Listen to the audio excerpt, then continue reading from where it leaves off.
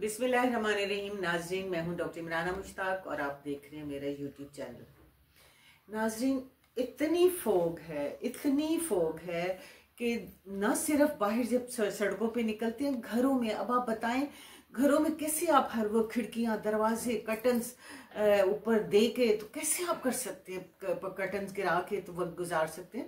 That is very difficult for everybody. और जाहिर है मार्केट्स जाना है, जॉब्स, अब जो बच्चे हैं छोटे चले वो तो ऑनलाइन पढ़ रहे हैं नहीं, लेकिन गवर्नमेंट स्कूल्स में तो नहीं है, कोई ऑनलाइन का सिस्टम नहीं है, वो बच्चे घरों में ही है। सिर्फ प्राइवेट सेक्टर में जहाँ ऑनलाइन जो है वो हो सकता है वहाँ सिर्फ ऑनलाइन जो है क्लासेस हो रही हैं, अदरवाइज बच्चे घरों में। अब जो छोटे बच्चे घरों में, आपका क्या ख्याल है, वो कमरों में बैठे हुए, वो दुबक के लिहाफों में बैठे हुए? नहीं, वो बाहर खेल रहे हैं, ग्राउंड में खेल रहे हैं, पार्क्स में खेल रहे हैं, नानियों दादियों के घरों में जा रहे हैं, फिर रहे हैं, सैरे कर रहे हैं, सब कुछ हो रहा है।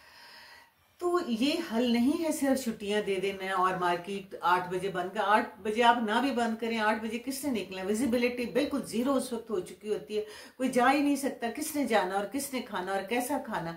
हर तरफ इतना स्मोक का राज है। मोटरवे पे किसने सफर करना और जीटी रोड पे किसने सफर करना? नाजरीन, ये 1952 में पहली दफा स्मोक का जो है ये सामने आया था। नाम के जी स्मोक भी कोई चीज़ है, और ये लंदन में पहली दफ़ा ऐसा हुआ था कि 1952 दिसंबर में जो है एक दिन लोग उठे तो देखा कि जी हर तरफ अंधेरा ही अंधेरा और बड़ा काली बादल है। ज़ाहिर पहले लोग शायद इसको कोई वेदर का जो है स्मोक समझे, लेकिन ये धुंध समझ रहे थे, लेकिन ऐसा नहीं था। पता चला जब टेस्ट हुए तो पता चला कि ये तो सल्फर डाइऑक्साइड और कार्बन मोनोऑक्साइड और क्लोरीन वगैरह जो है, ये जो डेंजरस गैसेस हैं वो हवा में इतनी होगी। और ये उस वक्त से नहीं थी। जब उन्होंने रिसर्च की तो दे फाउंड कि ये 1200 साल से ये सिलसिला चल रहा था। जब ये इंडस्ट्रियल रेवोल्यूशन आया तो उसके बाद इंडस्ट्रीज बनना शुरू हो गई, उसके बाद अर्बन कल्चर जो है वो स्टार्ट हो गया, अर्बनाइजेशन शुरू हो गई, लोगों ने शहरों में घर बनाने शुरू हो गए, उसके लिए डिफॉरेस्टेशन होगी, जंगल काटने शुरू हो गए, दरख्त काटने शुरू हो गए, ग्रीनरी जो है वो ख़त्म करना शुरू होगी। फिर बिल्डिंग मटेरियल्स है, जितनी आप ज़्यादा बिल्डिंग बनेगी उनकी मटेरियल्स के भी जितने डस्ट पार्टिकल्स हैं वो सारे एयर में जाना शुरू हो गए। और आहिस्ता आहिस्ता फिर इंडस्ट्रियल रेवोल्यूशन चूंकि आ गया था, इंडस्ट्रीज जो है वो लगना शुरू हो गई नहीं थी, हर चीज़ जो है वो कोयले पे जो है वो ट्रांसफ़र होना शुरू हो गई थी, और लोग घरों में जो है सर्दियों में कोयले की अंगीठियाँ इस्तेमाल करते थे। ज़ाहिर है लंदन में बहुत सर्दी होती है, तो 1952 की भी दिसंबर में ऐसा ही हुआ। लोगों ने कोयले की अंगीठियाँ अपनी जला ली और फिर पता चला कि जी एकदम अंधेरा छा गया और ऐसा हो गया। उस वक्त ये फोग से कहते हैं कि 12,000 के करीब लोग जो हैं वो मर गए और 1.5 लाख के करीब जो है वो बीमार हो गए। लेकिन गवर्नमेंट ने फौरी तौर पे जो है वो एक्शन लिया और पता किया कि क्या रिसर्चेज हुई, पता चला कि जी ये वजह है क्योंकि डिफॉरेस्टेशन हो गई है, क्योंकि इंडस्ट्रियलाइजेशन बहुत हो गई है, और सबसे ज़्यादा जो ज़्यादा पार्टिसिपेशन होती है इसमें, इस सारे में मुज़िर किस्म के जो असरात हैं, इसमें जो ट्रैफिक है 45 पाकिस्तान में 45% जो है वो गाड़ियों की वजह से जो है हमारी एयर पोल्यूटेड हो रही है। बाकी ये जो कहते हैं कि जी ये जो कटिंग हो रही है फसलों की उसकी वजह से, उसके जलाने की वजह से, वो भी है। One of the factor is that also, but that is only 20% of the total. तो वो 20% है। लेकिन इंडस्ट्रीज और ये सारी चीज़ें, इंडस्ट्रीज का भी कोई 25% होगा, जो ट्रैफिक है उसका 45। मैंने पहले भी एक प्रोग्राम किया था और गवर्नमेंट से रिक्वेस्ट की थी कि आप पब्लिक ट्रांसपोर्ट को जब तक जो है रवाज नहीं देंगे ये 45% नहीं ख़त्म हो सकता। चले जब पब्लिक ट्रांसपोर्ट हो जाएगी, हर बंदा, अकेला बंदा, एक बंदा गाड़ी में बैठा हुआ है, उधर जा रहा है उधर जा रहा है, ट्रैफिक के अपने मिसाइल, एक्सीडेंट्स के अपने मिसाइल, पेट्रोल और गुर्बत के अपने हमारे मिसाइल चल रहे हैं। लेकिन ज़ाहिर है हमें फैसिलिटीज़ नहीं, हम मजबूर हैं, हम गाड़ियां निकालने पे मजबूर है, हमने जाने जाना, ना तो कोई पब्लिक ट्रांसपोर्ट का कोई बेहतर सिस्टम ही नहीं है। तो गवर्नमेंट को चाहिए कि फिर लंदन में उन्होंने जो उनके कंजर्वेटिव पार्टी के थे एक मेंबर, उन्होंने इस चीज़ की रिस्पॉन्सिबिलिटी, हालांकि वो खुद एक बहुत बड़ा बिजनेसमैन था, इंडस्ट्रियलिस्ट था, और उसने ये 3 साल में उसने इस पे काम किया और उसने कहा कि ये चीज़ें हमें जो है वो अब नई आबादियाँ नहीं बनानी है, हमें ट्रैफिक को जो है वो कंट्रोल करना है, हमें इंडस्ट्रीज़ को शहर से बाहर लेके जाना। और वो खुद उस बंदे ने भी सफ़र किया।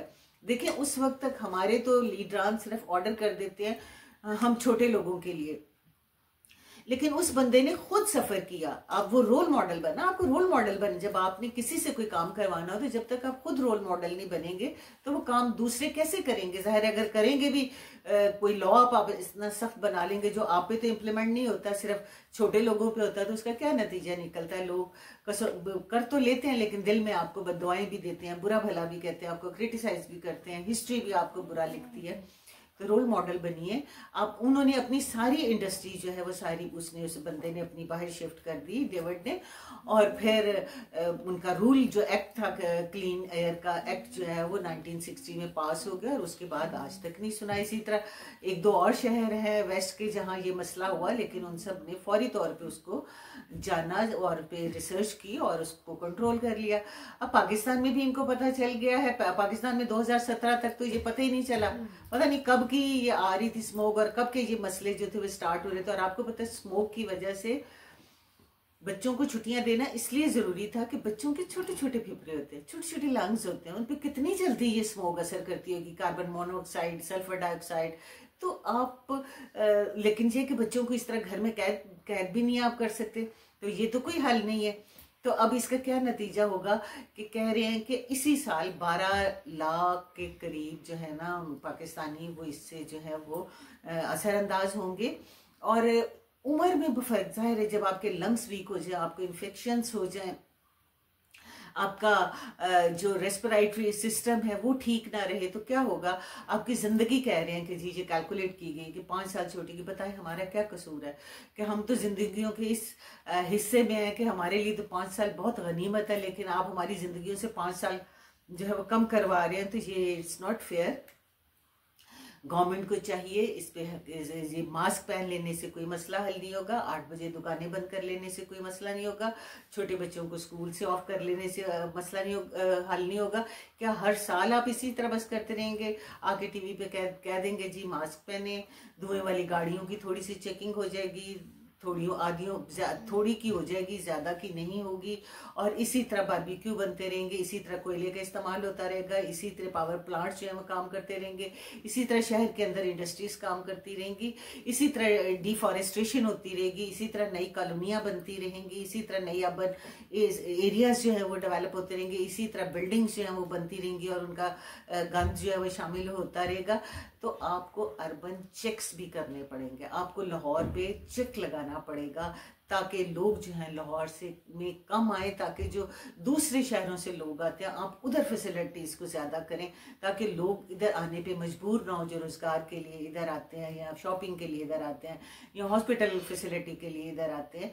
तो उधर जो है एक तो करें कि लोग इधर से रश जो है ट्रैफिक का बहुत ज़्यादा जो है वो कम होना शुरू हो जाए और लोग अपने अपने एरिया में जो खुशी से वो उनके जहन में ही ना हो कि लाहौर भी जाना है। कभी सैर के लिए जैसे हम कहीं मरी चले जाते हैं वो कभी लाहौर आ जाए, लेकिन अब तो लोग मजबूरी के लिए आते हैं और लाहौर में ज़ाहिर है सेंटर है हर चीज़ का, तो लाहौर में आना पड़ता है और उसका नतीजा जो है वो जो लोकल रहने वाले हैं वो भुगत रहे हैं। और ना सिर्फ सबको पता है कि जो रह रहे हैं ऑलरेडी मजबूरी के मारे वो भी भुगत रहे हैं और लोग भी आने पे मजबूर हो रहे हैं बड़े सेंटर्स में।